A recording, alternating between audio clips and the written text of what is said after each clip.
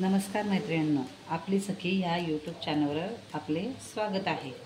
आज आपण बनवणार आहोत पौष्टिक आणि शक्तिवर्धक असे लाडू। तर ते कसे बनवायचे बघू। पावसाळ्याचे दिवस असल्यामुळे आपले मखाने नरम झालेले आहेत, तर त्यांना आपण गॅसवर थोडे भाजून घेऊया। अगदी कमी फ्लेमवर आपण कढई ठेवली आहे। कढईत आपल्याला हे मखाने टाकायचे आहेत। या प्रकारे टाकल्यानंतर आपण त्याला एकदम कमी फ्लेमवर परतून घेऊया, म्हणजे ते या प्रकारे नरम झालेले आहेत तर ते कुरकुरीत होतील।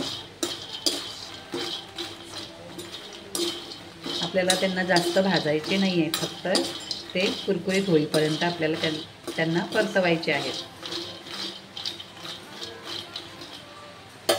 आता ही पावडर करण्यासाठी आपण हे घेतलेले आहेत फुटाणे आणि बदाम, काजू।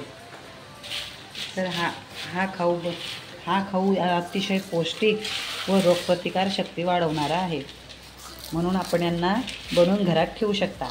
तुम्ही याचे लाडू बनवू शकता किंवा पावडरही बनवून ठेवू शकतात। आता मी हे फुटाणे असे या प्रकारे चोळून घेत आहे की जेणेकरून त्याचे थोडे आपल्याला हे सालटे बाहेर काढता येतील। या प्रकारे त्यांना फक्त असे अलगद चोळायचे आहेत। चोळून झाल्यानंतर आपण त्यांना थोडंसं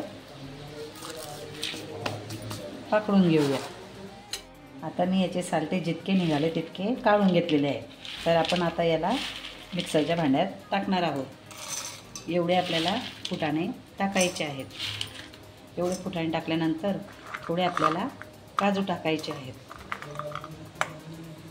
काजू टाकल्यानंतर आपल्याला हे बदामसुद्धा याच्यात टाकून घ्यायचे आहेत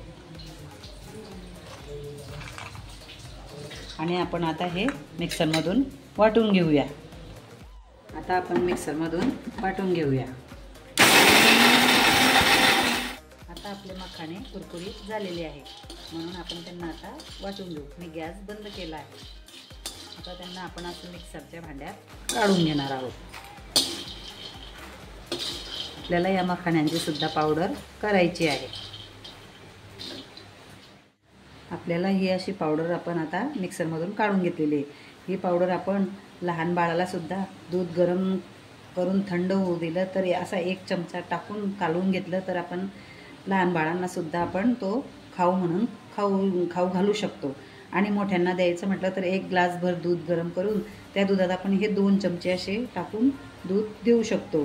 तर ही पावडर आपण अशी बनवून डब्यात स्टोअर करू शकतो। ही पावडर खूप शक्तिवर्धक आणि हाडं मजबूत बनवू शकते। ही पावडर आपण फ्रीजमध्ये बी ठेवू शकता आणि वरही ठेवू शकतो। हे अशा प्रकारची पावडर आपण घरीच बनवू शकतो।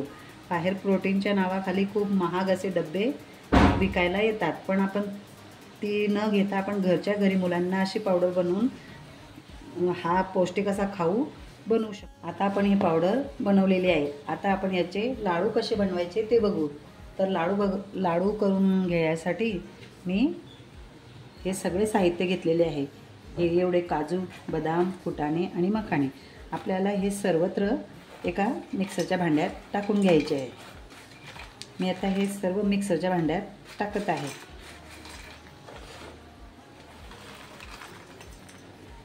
हे टाकल्यानंतर आपल्याला हे थोडं साजूक तूप त्याच्यात टाकायचे आहे।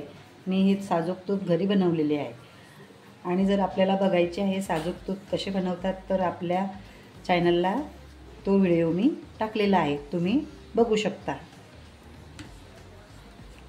हे आपलं साजूक तूप आहे, बघा किती सुंदर असं दिसत आहे। तर मी त्याच्यात आता एवढं तूप टाकणार आहे आणि थोडासा गूळ घेणार आहे।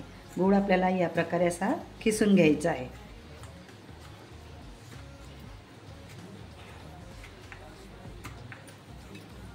गूळ आपण जास्त किंवा कमी टाकू शकतो। ज्यांना गोड खायचा आहे त्यांनी जास्त गूळ टाकू शकतो। ज्यांना गोड आवडत असेल ते जास्त गूळ टाकायचा। मी हा थोडाच टाकणार आहे। आता आपण हे सगळं मिक्सरमधून वाटून घेणार आहोत. आता आपण आपलं हे लाडूचे मिश्रण मिक्सरमधून बारीक करून घेतलेले आहे. ते मी आता एका थाटात काढणार आहे.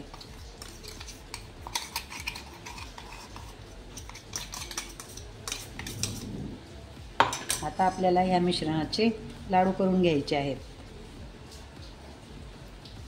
लाडू आपल्याला या प्रकारे करायचे आहेत.